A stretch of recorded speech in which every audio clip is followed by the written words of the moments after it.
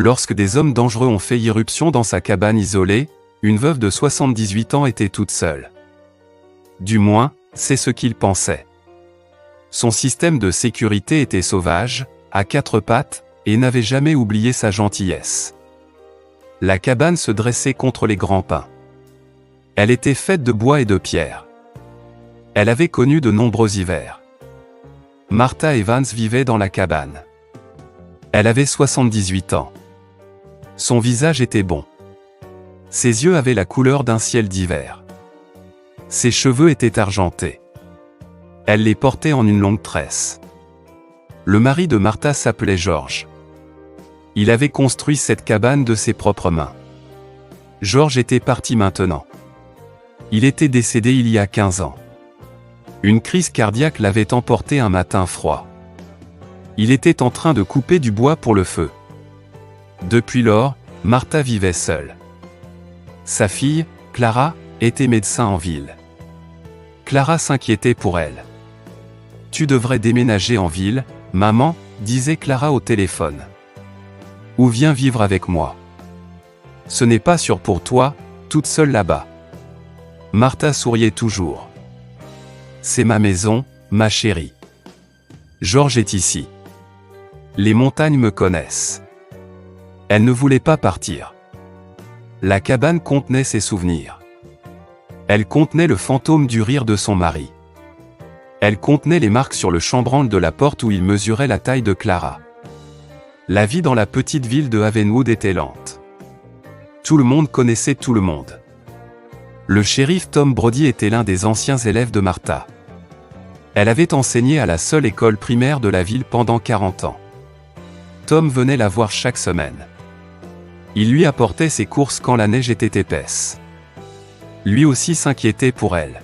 « Vous êtes une femme têtue, Miss Marty » disait-il en secouant la tête. « Je l'ai appris de ces montagnes » répondait-elle avec un petit sourire. Ses journées étaient simples. Elle s'occupait de son jardin en été. Elle mettait des légumes en conserve en automne. Elle lisait des livres au coin du feu en hiver.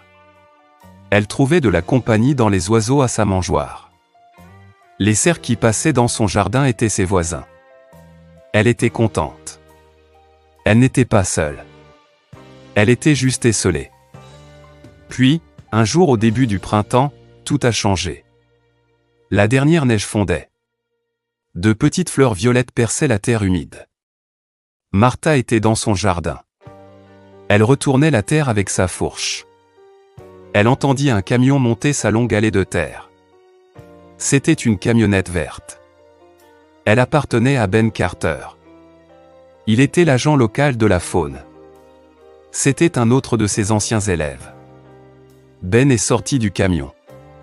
Il avait l'air fatigué. Son visage était marqué par l'inquiétude. « Bonjour, Miss Marty, » dit-il. Sa voix était lourde. « Ben. Qu'est-ce qui ne va pas ?» demanda Martha. Elle s'essuya les mains sur son tablier. Ben ne répondit pas tout de suite. Il se dirigea vers le côté passager de son camion. Il ouvrit la porte. Il souleva avec précaution une grande caisse en plastique. Il la posa par terre entre eux. Martha regarda à travers les grilles. Son cœur se serra douloureusement. À l'intérieur, 4 petites créatures étaient blotties les unes contre les autres. C'étaient des chatons. Mais ce n'étaient pas des chats domestiques. Leur fourrure était tachetée. Leurs oreilles avaient de petites touffes de poils noirs. Leurs yeux étaient d'un bleu éclatant, choquant. C'étaient des bébés lynx roux. Ils tremblaient de peur et de froid. Leur mère, commença Ben, la voix basse. Elle a été heurtée par un camion sur le col de montagne. Je l'ai trouvée ce matin. Ces petits étaient à proximité. Ils se cachaient dans une bûche creuse. Oh, les pauvres bêtes, murmura Martha. Elle ressentit une profonde douleur pour la mère perdue. Elle se sentit attirée par les bébés orphelins. L'un d'eux laissa échapper un petit sifflement faible. « Que va-t-il leur arriver » demanda-t-elle. Ben soupira. Il enleva son chapeau et passa une main dans ses cheveux. « c'est le problème.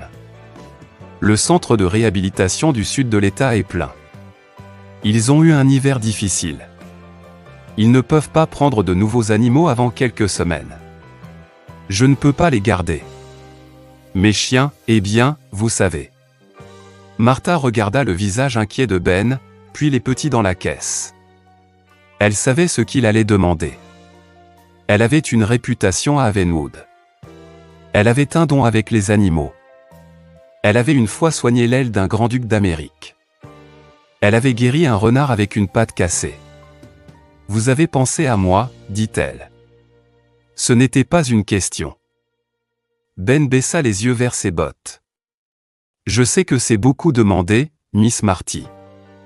Ce ne serait que pour un petit moment. Jusqu'à ce qu'ils soient sevrés.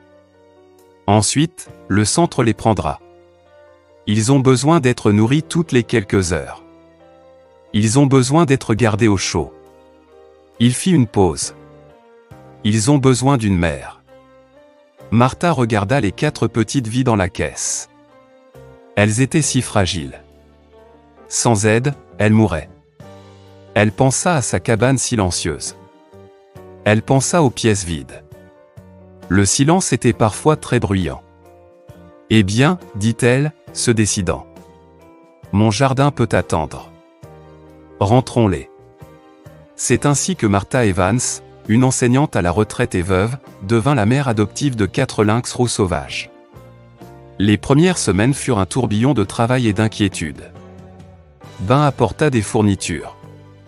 Il y avait du lait maternisé spécial. Il y avait de petites seringues pour l'alimentation. Il y avait des coussins chauffants pour garder les petits au chaud. Il apporta aussi un livre sur l'élevage d'animaux sauvages. Et il apporta un avertissement sérieux. Rappelez-vous, Miss Marty, dit-il, le visage sévère. Ce ne sont pas des animaux de compagnie. Ce sont des animaux sauvages. Nous avons besoin qu'ils restent sauvages. Nous ne pouvons pas les laisser s'habituer trop aux gens. Ils doivent retourner dans la forêt un jour. Martha hocha la tête. Elle comprenait. Mais en tenant le premier petit dans ses mains, elle sentit son cœur fondre. Il était si petit. Sa fourrure était comme du velours le plus doux. Elle devait leur donner des noms. Elle savait qu'elle ne devrait pas. Mais elle ne put s'en empêcher. Le plus grand mâle avait une teinte rousse dans sa fourrure. Elle l'appela Blaze. La plus petite femelle était calme et observatrice. Elle la nomma Whisper. Le mâle le plus joueur bondissait toujours sur ses frères et sœurs. Il devint Pounce. Et la dernière femelle, qui semblait crier pour attirer l'attention, elle l'appela Echo. Sa vie avait maintenant un nouveau rythme. Toutes les 3 heures, elle se réveillait. Elle chauffait le lait. Elle nourrissait soigneusement chaque petit avec une seringue. Blaze était un mangeur gourmand. Whisper était délicate. Pounce se tortillait et essayait de jouer. Echo miaulait jusqu'à ce que son ventre soit plein. Après chaque repas, Martha les nettoyait avec un chiffon chaud et humide. Elle essayait d'être comme leur mère. Elle leur fit une tanière. C'était une grande boîte dans sa chambre d'amis. Elle était doublée de vieilles couvertures douces. Les coussins chauffants la gardaient chaude et confortable. Le téléphone sonna un après-midi. C'était Clara. « Maman, comment vas-tu ? » « Je vais merveilleusement bien, ma chérie, » dit Martha. Elle sourit en regardant Pounce traquer un mouton de poussière sous le canapé. « J'ai de la compagnie. » Elle parla à Clara des petits. Il y eut un long silence à l'autre bout du fil. « Maman. Es-tu folle ?» La voix de Clara était tranchante d'inquiétude. « Des lynx roux ? Ce sont des animaux sauvages. Ils vont grandir. Ils pourraient te faire du mal. » « N'importe quoi, dit Martha doucement. Ce ne sont que des bébés. Ils ont besoin de moi. C'est moi qui les nourris. Ils savent que je ne leur ferai pas de mal. » Mais alors que les semaines se transformaient en un mois, Martha sut que Clara avait raison. Les petits grandissaient vite. Leurs yeux bleus viraient au jaune doré. Leur fourrure de bébé était remplacée par un pelage plus épais et tacheté. Ils n'étaient plus petits et sans défense. Ils étaient forts et curieux. Et ils étaient très destructeurs. Ils grimpaient sur ses rideaux. Ils déchiquetaient un rouleau d'essuie-tout. Ils transformaient son salon en leur terrain de jeu personnel. Quand Ben revint, il fut stupéfait. « Ils ont l'air si en forme, Miss Marty. Vous avez fait un travail merveilleux. » Puis son expression devint sérieuse. Il regarda Whisper taper sur ses lacets. « Mais ils sont trop à l'aise. Ils devraient avoir plus peur de moi. Nous devons les préparer pour le centre de réhabilitation. » Martha ressentit une pointe de tristesse. Elle en était venue à aimer sa petite famille bruyante et chaotique. Mais elle savait que Ben avait raison. « Ils doivent être sauvages, dit-elle doucement. Construisons un enclos extérieur, suggéra Ben. Ils ont besoin de plus d'espace. Ils ont besoin de sentir le soleil et le vent. Vous devrez interagir moins avec eux. Ce sera difficile, mais c'est la prochaine étape. » Ben et le shérif Tom Brody vinrent le week-end suivant. Quelques autres hommes de la ville vinrent aider. Ils gardèrent tous le secret des invités inhabituels de Miss Marty. Ils construisirent un grand enclos derrière la cabane. Il était fait de grillage solide. Il avait un toit. À l'intérieur, ils mirent des bûches pour grimper et une petite boîte en bois pour une tanière. Déplacer les lynx à l'extérieur fut difficile. Il fut encore plus difficile pour Martha de changer sa routine. Elle préparait toujours leur nourriture. Mais maintenant, ce n'était plus du lait. C'était de la viande crue. Bientôt, ce furent des proies entières. Elle achetait des souris à l'animalerie. À mesure qu'ils grandissaient, elle achetait des lapins. Elle commença à porter un masque et des gants lorsqu'elle entrait dans l'enclos. Elle ne voulait pas qu'ils voient un visage humain et pensent à la nourriture. Elle cessa de leur parler. Elle passait moins de temps avec eux. Elle les observait depuis la fenêtre de sa cuisine. Son cœur se serrait d'un étrange mélange de fierté et de perte. Elle les regardait jouer. Ils se poursuivaient sur les bûches. Ils s'entraînaient à la chasse sur les insectes et les feuilles mortes. Ils devenaient ce qu'ils étaient censés être. Mais certains soirs, elle enfreignait les règles. Quand le soleil se couchait et que l'air se rafraîchissait, elle prenait une chaise. Elle s'asseyait près de l'enclos. Elle lisait à voix haute son livre. Les lynx arrêtaient souvent leur jeu. Ils se rassemblaient près de la clôture. Blas se couchait, ses yeux dorés fixés sur elle. Il semblait écouter le son de sa voix. « Je sais, leur chuchotait-elle. Je ne suis pas censé faire ça. Mais une vieille femme peut se sentir seule. Et vous êtes de très bons auditeurs. » L'été arriva. Les jours étaient longs et chauds. La forêt était dense et verte. Les lynx étaient maintenant des adolescents. Ils avaient presque la taille d'un grand chat domestique. Ils étaient sveltes et musclés. Ils auraient dû être au centre de réhabilitation. Mais il y avait des problèmes. Le centre manquait de personnel. Puis il y eut un grand incendie de forêt. Le centre dut accueillir de nombreux autres animaux déplacés. Le transfert des lynx fut retardé encore et encore. « Ce n'est pas bon », admit Ben lors d'une de ses visites. « Plus ils vieillissent ici, plus il leur sera difficile de s'adapter à la nature. » Mais Martha voyait qu'ils s'adaptaient déjà. Ils devenaient plus sauvages chaque jour. Ils étaient plus actifs à l'aube et au crépuscule. Ils se cachaient quand une voiture montait l'allée. Un jour, Martha vit Whisper attraper et manger un tamia qui s'était faufilé dans l'enclos. Ils apprenaient à survivre. Un soir à la fin de l'été, un orage traversa les montagnes. La foudre zébra le ciel. Le tonnerre secoua la petite cabane. Après le passage de l'orage, Martha sortit pour nourrir les lynx. Elle remarqua que le loquet de la porte de l'enclos était lâche. Une grosse branche avait dû tomber dessus pendant l'orage. Son cœur s'arrêta. Ils auraient pu sortir. Elle sécurisa rapidement la porte du mieux qu'elle put. Elle rentra et appela Ben. « Je serai là dès demain matin pour le réparer correctement, promit-il. « Voulez-vous que je vienne maintenant ?» Martha regarda par la fenêtre. Les 4 lynx mangeaient leur dîner. Ils semblaient calmes. « Non, je pense que ça tiendra jusqu'à demain matin, dit-elle. Cette nuit-là, elle dormit très peu. Elle n'arrêtait pas de se lever pour regarder par la fenêtre. Elle éclairait l'enclos avec sa lampe de poche. Elle les comptait. 1, 2, 3, 4. Ils étaient tous là, dormant en tas. Ben arriva à l'aube. Ils travaillèrent ensemble pour installer un nouveau loquet plus solide. Ils renforcèrent toute la porte. Quand ils eurent fini, ils prirent du recul et regardèrent l'enclos. Les 4 lynx les observaient depuis leur tanière. « C'est le moment, n'est-ce pas ?» dit Martha. Sa voix était calme. Ben hocha la tête. Ses yeux étaient bons. « Ils sont prêts, Miss Marty. Le centre a de la place pour eux maintenant. Il est temps pour eux de terminer leur voyage. » Martha savait qu'il avait raison. Ce n'étaient plus ses bébés. C'étaient de magnifiques jeunes prédateurs. Ils appartenaient à la nature. 3 jours plus tard, Ben revint.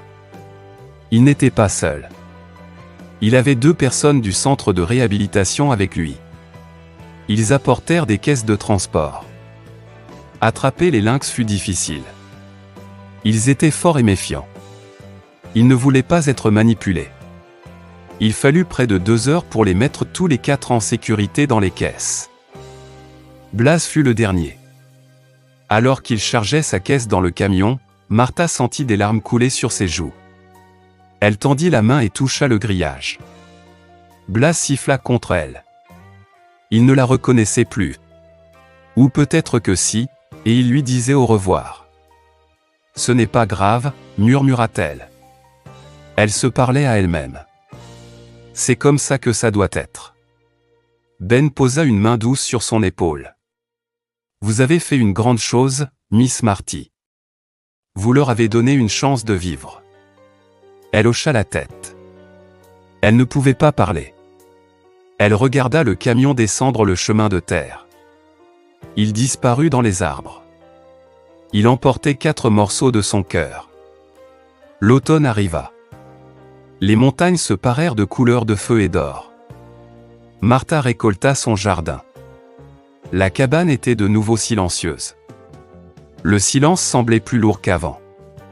L'enclos vide dans le jardin était un rappel constant de sa famille d'été. Elle ne pouvait se résoudre à le démonter. Ben appela pour donner des nouvelles. Les lynx se portaient bien au centre. Ils étaient préparés pour leur libération. C'est un groupe inhabituel, dit le biologiste en chef à Ben. Ils chassent ensemble. Ils sont très liés les uns aux autres. Ce n'est pas un comportement typique des lynx roux. Martha sourit. Ils ont appris à être une famille, dit-elle. Ils le devaient. Quelques semaines plus tard, Ben appela de nouveau. Les lynx avaient été relâchés. Ils avaient été libérés dans une partie reculée de la forêt nationale. C'était à plus de 20 miles de Havenwood. Ils sont sauvages maintenant, Miss Marty, dit Ben doucement. Ils sont là où ils doivent être. Martha s'assit sur sa balançoire de porche. Une légère neige commençait à tomber. Elle ressentit une profonde tristesse. Mais elle ressentit aussi un sentiment de paix. Elle avait fait sa part. Ses lynx étaient libres. L'hiver s'installa. La neige devint épaisse. Elle coupa Havenwood du reste du monde pendant des jours. Martha était préparée. Son garde-manger était plein. Son bûcher était approvisionné. Elle était habituée à l'isolement hivernal. Une nuit, 3 semaines avant Noël, un blizzard féroce fit rage. Le vent hurlait comme un loup affamé. Martha avait un bon feu dans son poêle à bois. Elle était blottie dans son fauteuil préféré avec un livre. Soudain, elle entendit un bruit. C'était le son d'un moteur. Un véhicule peinait à monter son allée. C'était étrange. Personne ne venait lui rendre visite dans une telle tempête. Elle alla à la fenêtre. À travers la neige tourbillonnante, elle vit une camionnette sombre. Ce n'était pas la voiture de patrouille de Tom. Ce n'était pas la camionnette verte de Ben. Elle ne la reconnut pas. Un sentiment de malaise picota sa peau. 2 hommes sortirent de la camionnette. Ils étaient emmitouflés dans de lourds manteaux. Ils commencèrent à marcher vers son Porsche. Martha ouvrit la porte juste d'une fente. « Puis-je vous aider » cria-t-elle. Les hommes levèrent les yeux. Leurs visages n'étaient pas amicaux. Ils étaient durs et froids. « Êtes-vous Martha Evans » demanda le plus grand. « Oui » dit-elle. « Nous sommes de la compagnie d'électricité » dit-il. Une ligne est tombée à proximité. « Pouvons-nous utiliser votre téléphone » ? Notre radio ne fonctionne pas. C'était un mensonge. Martha le sut instantanément. Ses lumières étaient allumées. Le courant fonctionnait bien. Et les employés des services publics avaient toujours des pièces d'identité. Son malaise se transforma en peur. « Je suis désolée, dit-elle, la voix ferme. Ma ligne téléphonique est coupée. La tempête a dû la faire tomber. » L'homme plus petit fit un pas en avant. Il avait un regard méchant et affamé. « Allez, madame. On gèle. Laissez-nous juste entrer 1 minute. » La main de Martha se crispa sur la poignée de porte. « Je ne laisse pas entrer d'étrangers dans ma maison. La ville a un abri d'urgence. » L'expression du grand homme devint laide. Sa main alla à la poche de son manteau. Martha vit la forme d'une arme. « On entre, dit-il. Ne rendez pas les choses difficiles. » La peur, froide et vive, la traversa. Mais elle ne le laissa pas paraître sur son visage. « Le shérif Brody vient me voir tous les jours pendant une tempête, » bluffa-t-elle. « Il devrait être là d'une minute à l'autre. » L'homme plus petit rit. C'était un son cruel. « Bien essayé, grand-mère. On a entendu sur le scanner. Le shérif est occupé avec un gros accident sur l'autoroute. Personne ne viendra pour vous. » Son sang se glaça. Ils avaient planifié cela.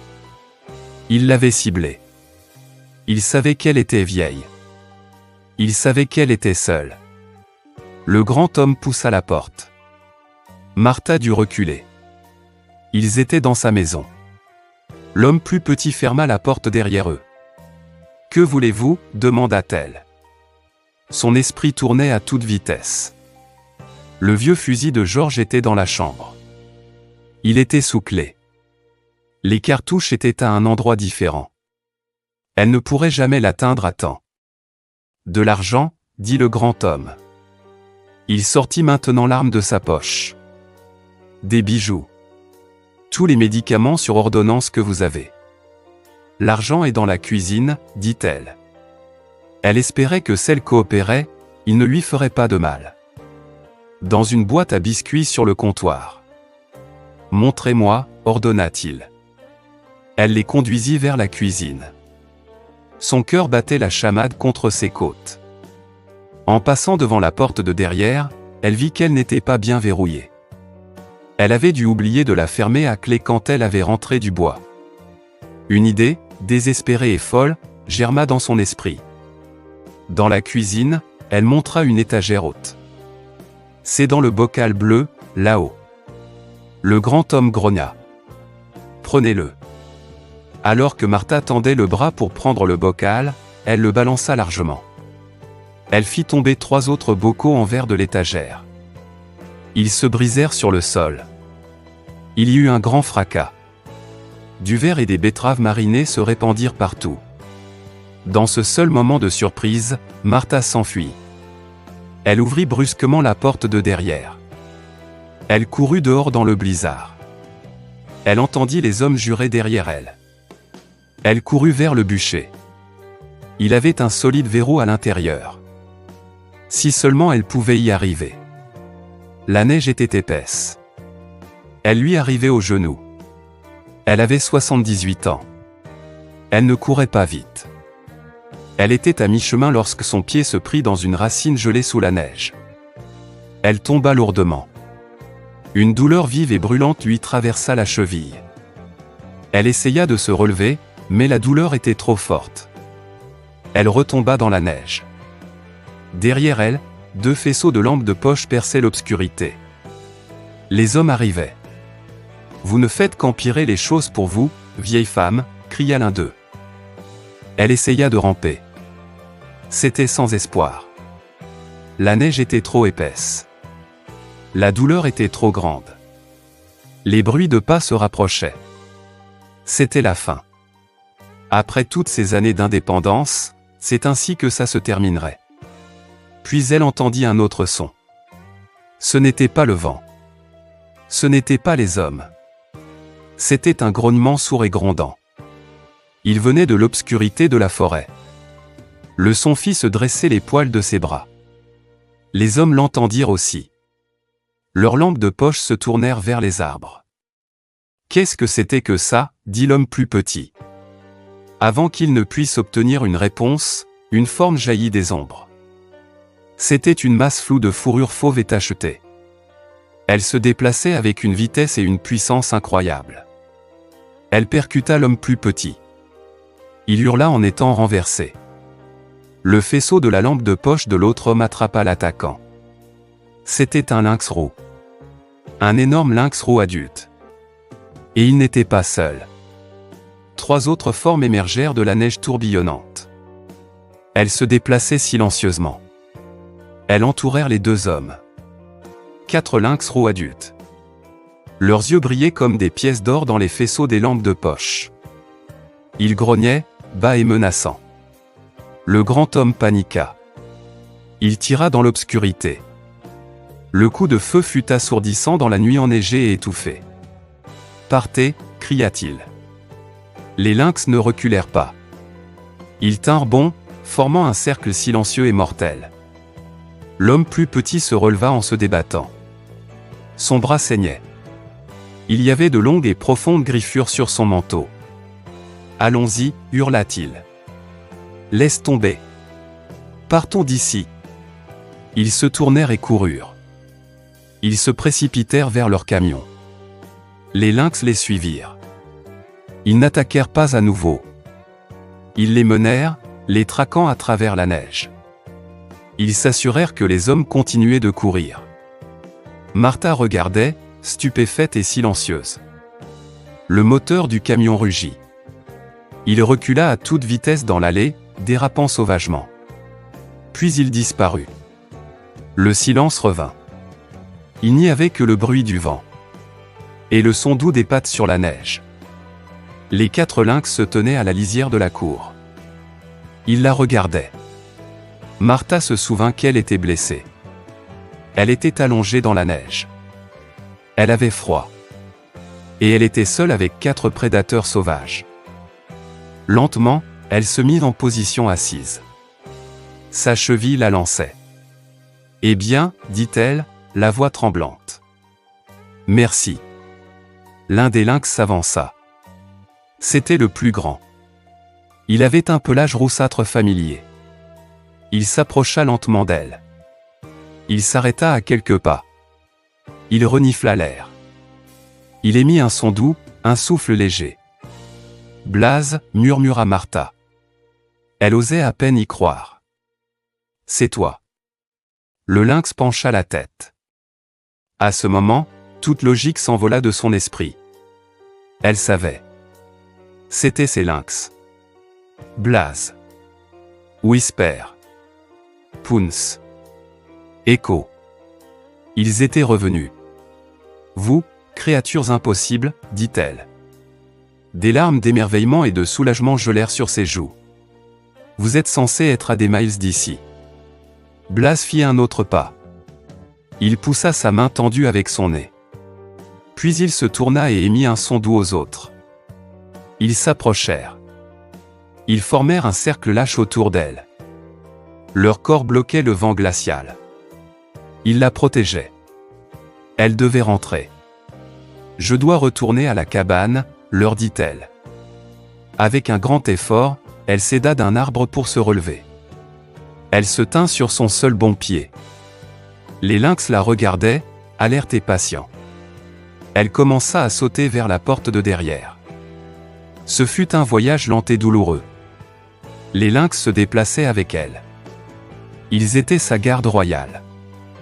Ils l'escortèrent jusqu'aux marches du porche. À la porte, elle se tourna. Ils étaient assis dans la neige, un conseil silencieux de gardiens. Ils ne firent aucun mouvement pour entrer. Ils comprenaient la limite. « Merci, dit-elle à nouveau. Vous m'avez sauvé la vie. » À l'intérieur, elle appela le shérif. Puis elle s'assit près de la fenêtre et attendit.